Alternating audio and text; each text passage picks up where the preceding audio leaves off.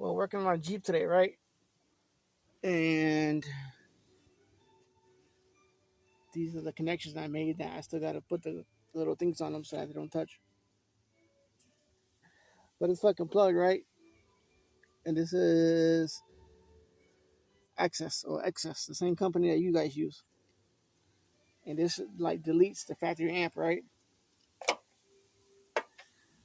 This fucking plug, these wires are supposed to be on that side. So now I gotta unplug these wires from the inside to put them on that side. Right? Beautiful day I'm having, right? Because as you can see, this plug goes up to the radio,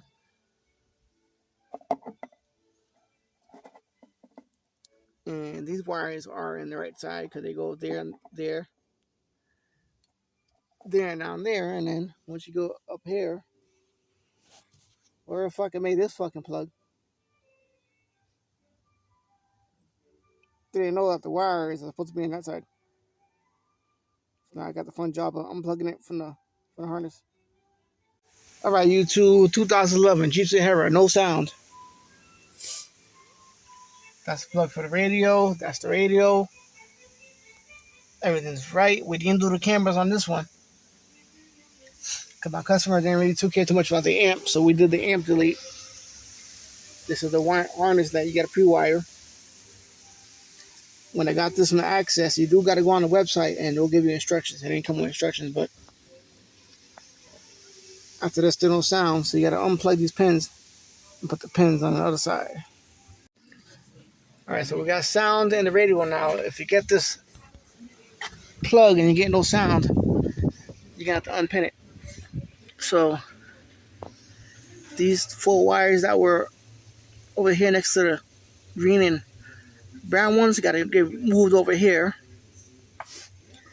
If you look, it's gonna be that wire, that wire. You hit the thing with the white plant behind. I see the white wire at the bottom. All right, YouTube. So if you look at that plug, right? That plug was done incorrectly from the factory side. Notice that after I put everything together, I still wasn't getting no voice in the car. You know, like I understood why I wasn't getting a voice the first time. And that's because I didn't have the cam module for it.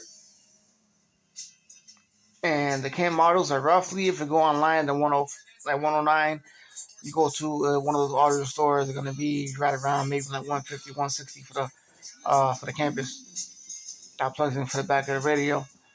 That sends signal to the amp so that you can get sound and stuff like that. But you are gonna lose your subwoofer unless you do the amp delete. So when I did the amp delete, that plug that came in from Access, it was supposed to be like plug and play. It came in 2 pieces. I had to wire it. You know, me, I've been wiring for years. It's been 25 years I've been doing this and I've been in the game. But even this harness like confused me and I was stumped. But today I figured I'd help you guys out so that you guys are not stumped like I did. So on the instructions, you have to get that online. So on the green packaging, it comes and you scan it. It takes you online. It takes you to a PDF. Through the PDF, you're gonna have one page, and that one page is gonna be different columns and stuff like that. So you look for whatever your vehicle you have. Apparently, that plug is made for more than one vehicle, so it's made for the Ram and it's made for a various arrangement of Jeeps and Chrysler vehicles. So when you look at the wire instructions, the one that's a 22 pin plug, that one's the one for the music. So that only has 4 wires. So you have your sub. You're gonna have the wire that says sub, but I don't think it really does go to the sub, but it says sub on there. And then you have the three other wires, which is the passenger front, passenger rear, the driver, pretty much the whole front of the car. The only one that wasn't labeled there, which I don't get why, is the right rear speaker wasn't there, wasn't labeled. I know when it comes to that radio, behind the radio plug, you're going to have to join all four wires together because there's no rear for the front. So you're going to have to wire all four together from the plug. Once you get to the amp location where I was, on that 16 plug connector, which is the black one, I was looking at it, and that right there, you're going to have a couple of options, right? But you're only going to wire the options that your car carries. So there was something that stated that there was a center channel. It did show left, right, back. So those are the four that I use for the door panel speakers. It did show the two tweeters that go on the dashboard. And then it was saying something about rear tweeter. And there was like 4 or 5 extra wires that I didn't have to use in my kit. So I depinned all the wires that I didn't use just to make it easy for myself so you guys don't get confused. And the car that I was working on was a 2011 Jeep Wrangler Sahara. And I know a lot of people has been complaining about having no sound, and I figure I'll make a video so that you guys can figure out the sound situation. So when I did the swap for the amp delete, it's very easy. The amp was located in the same location where you see in the video, right next to the pedals behind that board. I took it apart. When I looked at it, I noticed that I still wasn't getting no sound, even though everything was wired correctly. It took me a couple of days to kind of just, figure everything out, right? So then what I did was, so what I did was, right, I'm looking at the plug, right, the one behind the radio. I see that the wires are matched up perfectly, right? And I'm like, cool, let me see what colors they are. So I can go down to the plug down there and make sure that those wires are down there. So as I'm looking at the wires, I'm noticing that on the aftermarket plug, the wires were in the wrong spot. So they had the plug wire so that everything's on the left side. On the Jeep Sahara Wrangler, the wires for the speakers were on the right side, not the left. So I'm like, just for the hell of it, let me unpin 2 of the pins,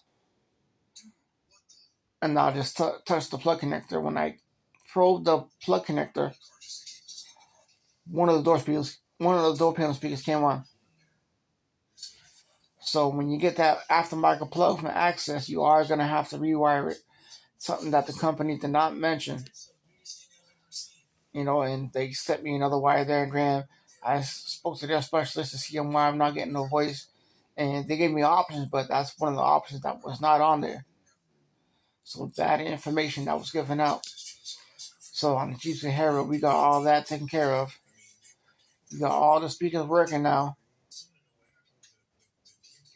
And if you want the subwoofer to work without changing anything, that means without putting in an extra amp to hook it up to the subwoofer, because once you take out the factory radio, you lose your subwoofer. Because somehow it's able to have the subwoofer into the vehicle. And another weird thing is that you also don't get a fader, because the factory radio, I don't know how they did it, but there was only 4 wires going to the back of the radio. Somehow the radio sends a signal and you're able to fade it left and front and back. The new setup, you can't fade it, but you can fade it to the left or fade it to the right. So you can get left and right direction, just no front and back. But for the most part, YouTube, pretty much out of here. Figure I'll post this quick tip video so you guys can figure out what's going on when your Jeep, it has no sound on it. But that's good to go. If you want to get that subwoofer to work, the subwoofer wire is going to be on the 16-pin connector. And I would assume, because you're going to have a brown wire on the 22-pin connector that says subwoofer. That's the one that you're going to hook up to your sub. And then the one that goes to the right rear, you're just going to bridge that to the right front, because it doesn't give you an option for a right rear. And then also you're going to have subwoofer 2 and subwoofer 3. Those you don't touch at all. Those I unpinned those, because we didn't need those either. And that was on the 16-pin connector that had all the extra wires and the bullshit. But that's good to go. And then what I would do is, right, you unpin the 4 wires, you plug it into the plug for the 22-pin connector. Look at your radio. When you look at your radio, you're going to see exactly what's going on. In this video, I'm going to post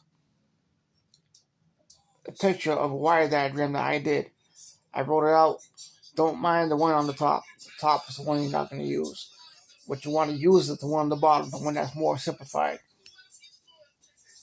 And that will tell you what color is what wire goes where, and all that stuff. And then I told you how to unpin everything. And I think the next final step would be to find your subwoofer. What I do is I take the radio, I put it on volume 20. Out of that 16-pin connector, once you connect everything, you're going to have 3 wires left that come in pairs of 2. So one's going to be negative, one's going to be positive. What I did was I stripped all 3 wires, because honestly I don't remember what wire I used to get the subwoofer to work. But I took the wire, stripped it a little bit, and I made sure that the connector for the 22 connector was unplugged, and I touched the terminals one by one, negative, positive together in that slot. So one of those 3 wires is the one that turned on the subwoofer. That's it. Till then, YouTube, enjoy your day.